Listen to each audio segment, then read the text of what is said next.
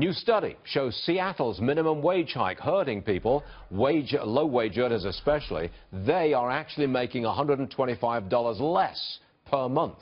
In New York, separate report, 1,000 restaurants closing. Here now, bar rescue host Jon Taffer. Is this all about the hike in the minimum wage in Seattle and New York and elsewhere? Well, in New York, Stuart, tipped employees got a 50% increase in pay. That's a serious impact on operating costs for a business. In fast food, non-tipped employees got a 20% increase. So here's the result.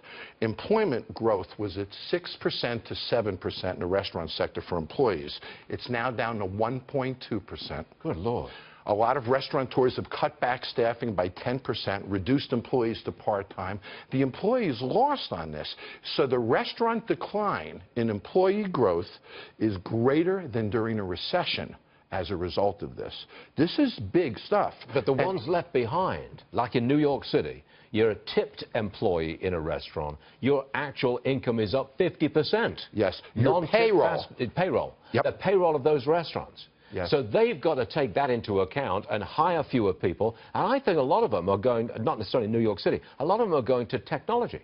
You order on a tablet these days. Or kiosk.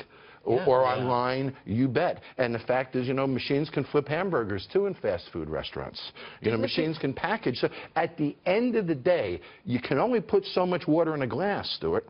And when government starts interfering in the economics of an industry, you change the whole model. But look, I think you're a Trump supporter. I am. Generally speaking, you favor prosperity. But President Trump, he had said on the campaign trail, yeah, he'd put up the minimum wage. He was talking maybe $10 or $12 an hour. Surely you don't approve of that, do you? I believe it should be market-driven. I don't believe there's a place in government to define income levels. Yeah, you don't want a legislation. And education, effort, these things should matter in this country to how much money you make. Here's one more thing which I think we need desperately, which I don't see happening yet, and that is lower taxes on small businesses, specifically the Subchapter S corporation tax now at personal rates. It should be taxed at business rates. I don't see that coming anytime soon, though. No, I was hoping it would be done by now. You know, we were looking at a reduction of about 20%.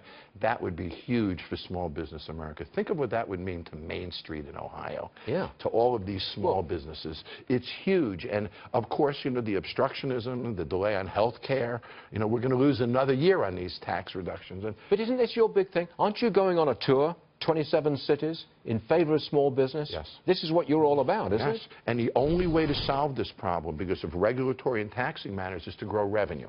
So if you own a business today, every expense problem is solved by revenue. Revenue cures all. So we have to grow revenue in these businesses, which means new customers, frequency, spend. All of those characteristics have to come together. Sales have to go up. That's what this tour is about, Stuart. I'm teaching people how to grow their revenue. Okay.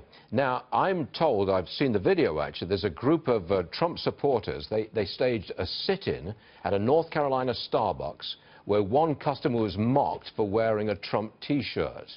You kind of got your finger on the pulse of the country. Are Trump supporters beginning to come out a little bit around the country? Well, I think that people are getting frustrated by the negativism and the aggressiveness of attacks. And you take it to some degree, but people get angry. You know, I look at Starbucks and what's happened there, and I find it interesting that a company whose fiduciary responsibility is to appeal to everyone would take a political stance and, in essence, reduce the footprint of their marketplace. That is contrary to fiduciary responsibility.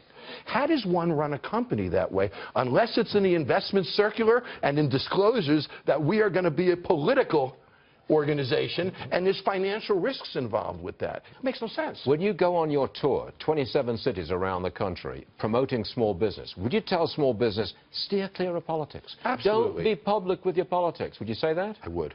Even a bartender, don't talk about politics, don't talk about religion. I mean, if you're in the city of Chicago and the Cubs are in the World Series and you put up banners for the opposing team, you're going to get static.